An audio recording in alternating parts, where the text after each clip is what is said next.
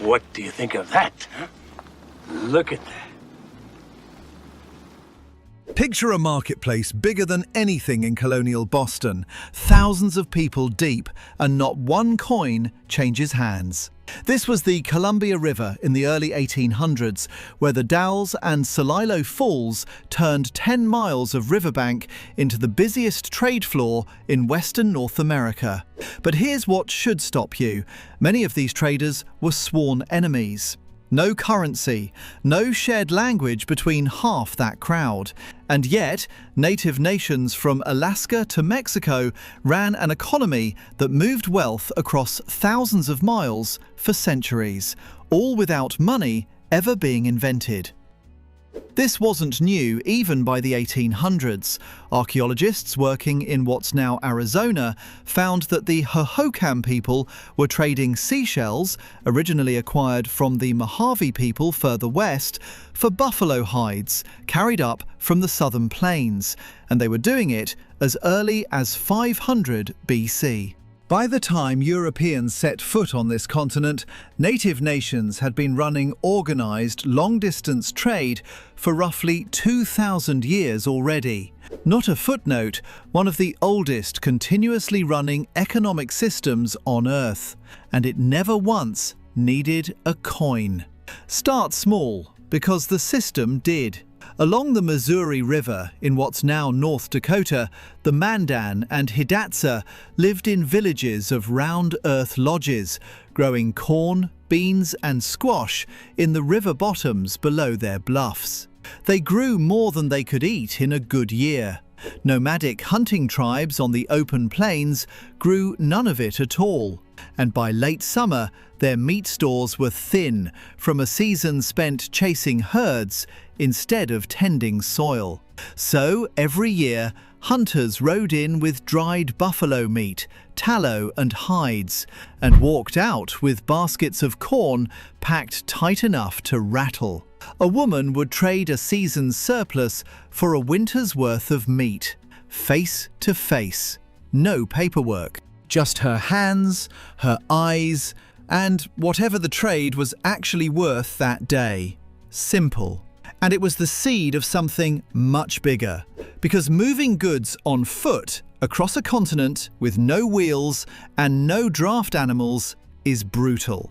The tool that made it possible was the travois, a wooden frame lashed from two long poles and dragged behind a person or a dog. Before horses arrived on the plains, a dog could pull maybe 40 pounds strapped across those poles. Not much.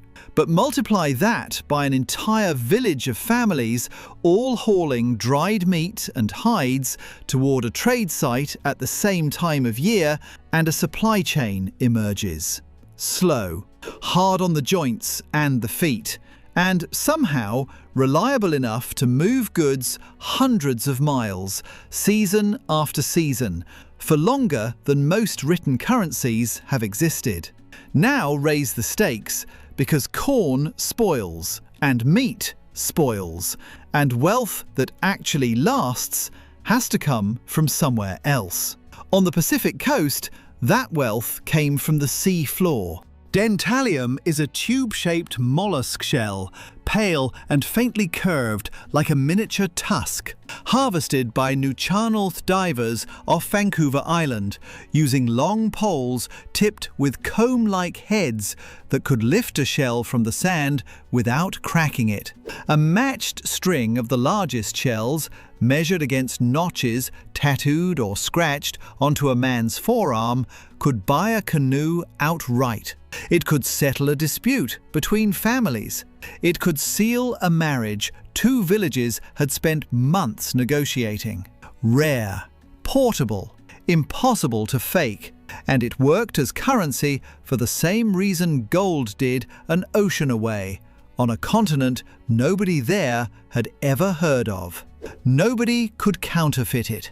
The harvest was hard enough to keep it scarce, and everybody up and down the coast agreed it was worth something.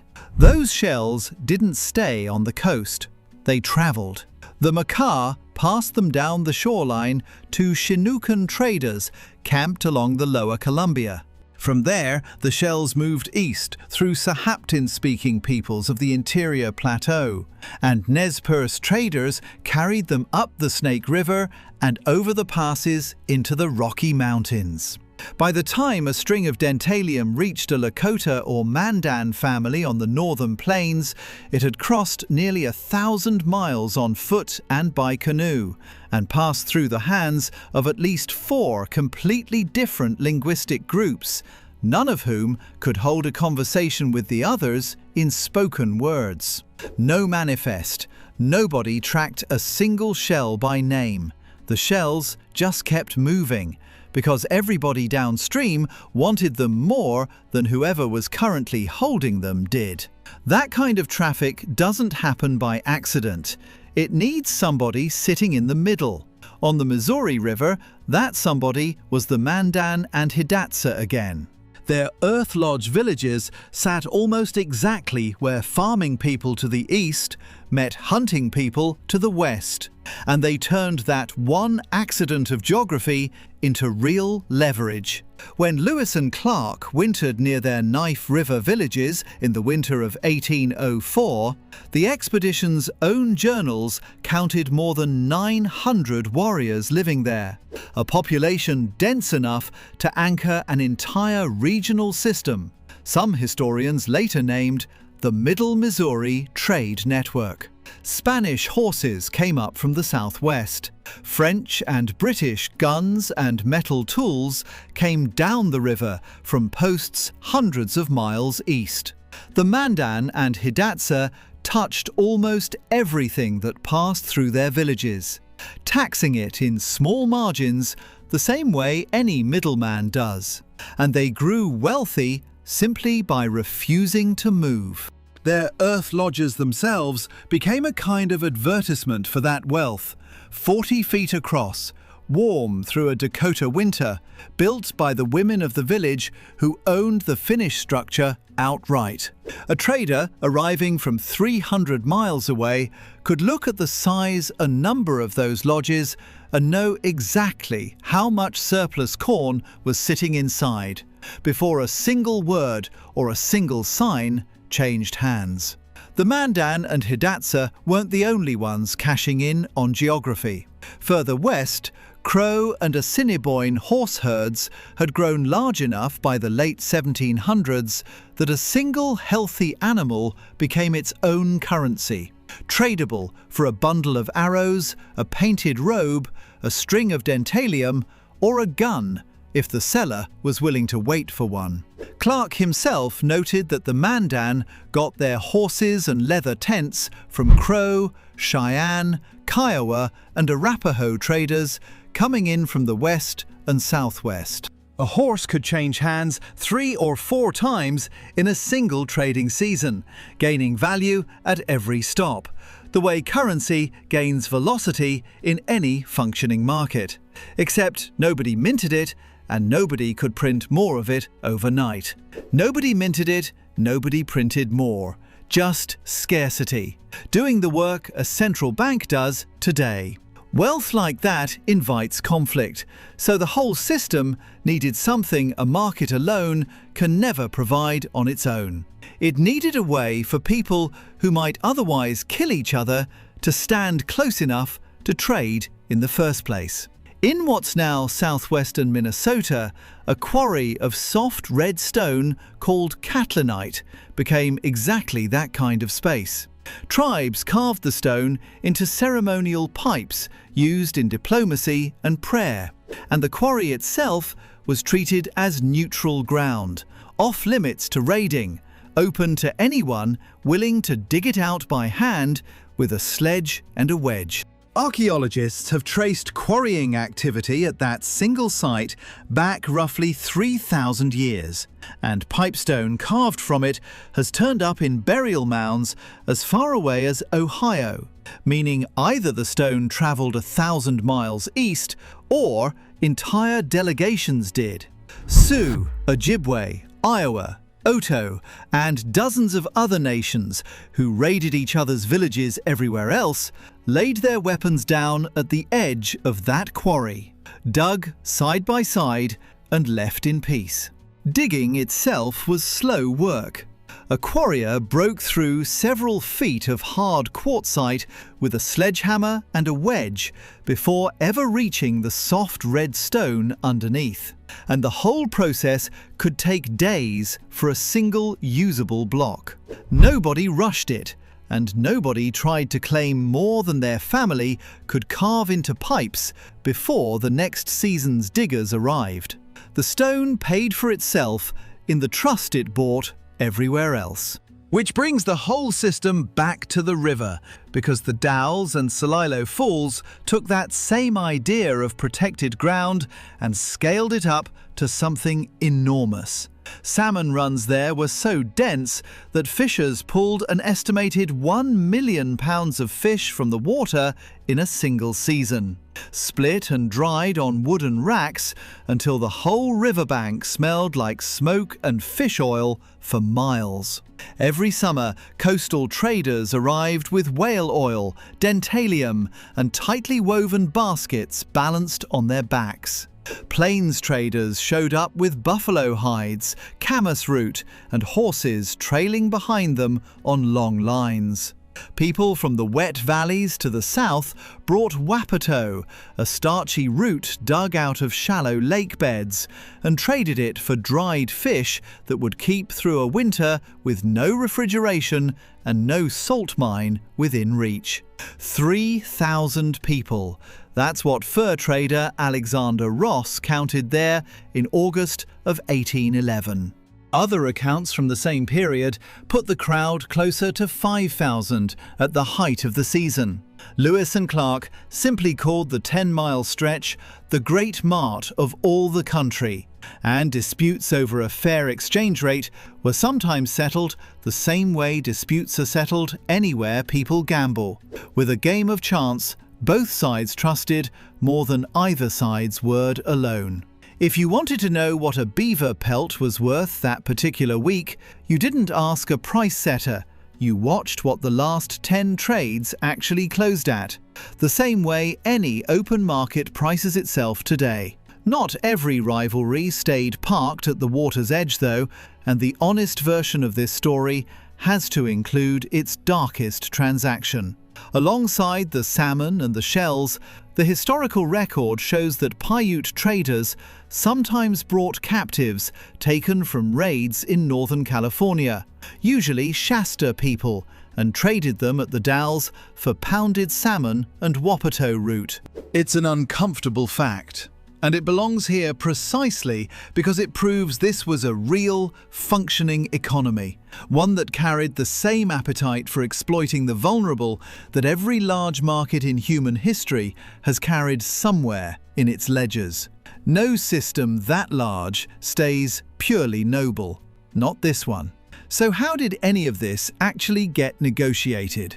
A trader from a Columbia River village and a hunter from the Wyoming plains had no spoken language in common, no shared alphabet, nothing written down to fall back on when the talking stalled. The answer sits in front of your own eyes right now, if you've ever watched an old Western and dismissed the hand gestures on screen as decoration. Plains Indian Sign Language was a full working language, complete with its own grammar and sentence structure, built specifically to let people who shared no spoken tongue negotiate a price, settle a dispute, or describe exactly which horse they wanted and why that one and not the one standing next to it. By 1885, outside observers estimated more than 110,000 people across dozens of nations could sign fluently enough to trade with a total stranger they had never met and would likely never see again. A truly skilled signer carried a working vocabulary of up to 3,500 distinct signs. Most ordinary traders needed far fewer, somewhere between 500 and 1,000, to close a deal on the spot, in silence, faster the most spoken negotiations manage it. Picture a Crow trader and a Kiowa buyer standing on opposite sides of a string of horses, neither one able to say a single word the other understood. A flat hand sweeping outward asks the price. Fingers walking across a palm name the distance the horse has travelled. A closed fist tapped twice against the chest seals the deal the same way a handshake does now. The entire negotiation, start to finish, sometimes ran faster in hand signs than the same haggling would have taken in a shared spoken tongue. Because nobody was searching for the right word. No word needed. That was the whole point. None of this was unique to one corner of the continent either. 1,000 miles east, along the rivers of what's now New York and southern Ontario, the Haudenosaunee strung purple and white shell beads into wampum belts that carried weight far beyond decoration. A belt recorded a treaty. A belt sealed a marriage. A belt could even apologize on a chief's behalf, when a plain word wasn't considered serious enough. The beads themselves came from quahog and whelk shells gathered along the Atlantic coast, then traded inland by Algonquian coastal communities to Haudenosaunee toolmakers, who cut, drilled and strung them into patterns that functioned as memory as much as money. Two coastlines, 3,000 miles apart, and both had independently landed on the same idea: turn a rare shell into a record everyone agrees to honour, and you don't need a bank to back it. That's the actual answer to the question in the title. It was never really about the absence of money. It was about the presence of everything money is supposed to replace. A shared understanding of value, backed by shells instead of coins. A protected space to trade in, backed by sacred stone instead of a courthouse. A common tongue, built entirely from hands instead of paper contracts. 10 different nations speaking languages as far apart from each other as Spanish and Mandarin, moving wealth across a continent for something close to 10,000 years without a single dollar ever changing hands. It didn't survive contact with Europe intact. Smallpox tore through the Mandan and Hidatsa villages in 1781, hollowing out the very middlemen who had held half the system together for generations. Dams flooded Celilo Falls in March of 1957, drowning the busiest trading floor in the region under a single afternoon of rising water, while families who had fished there for thousands of years watched from the banks.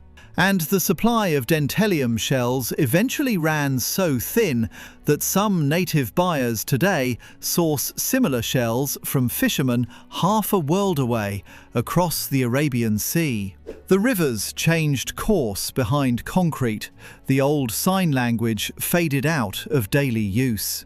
But for longer than money has existed anywhere in most of the world, a continent's worth of strangers figured out how to trust each other with real wealth anyway, using nothing that a government ever printed. Maybe that's the part worth sitting with longer than a single video allows. Every modern economy runs on an assumption almost nobody stops to question. Strangers, the theory goes, need a government-issued currency and a shared language before they can trust each other with anything valuable. 10 different nations, from the Nucharnals divers pulling shells off the ocean floor to the Kiowa traders negotiating for a horse in total silence, spent thousands of years proving that assumption wrong. They did it with shells notched against a forearm, with a stone quarry both sides agreed not to fight over, with a wooden frame dragged behind a dog for hundreds of miles, and with their own two hands moving in a language nobody had to speak aloud to understand completely. None of it required a mint, none of it required a shared alphabet. It required something harder to manufacture than either one: A system of mutual trust, built and rebuilt every single trading season, one deal at a time, for roughly 2,000 years before anyone here ever needed a dollar. If a trade route stretching from Vancouver Island to the Dakotas already sounds like more coordination than you expected, that's really just the surface of how far these 10 nations were willing to travel for something they couldn't grow, catch, or carve themselves.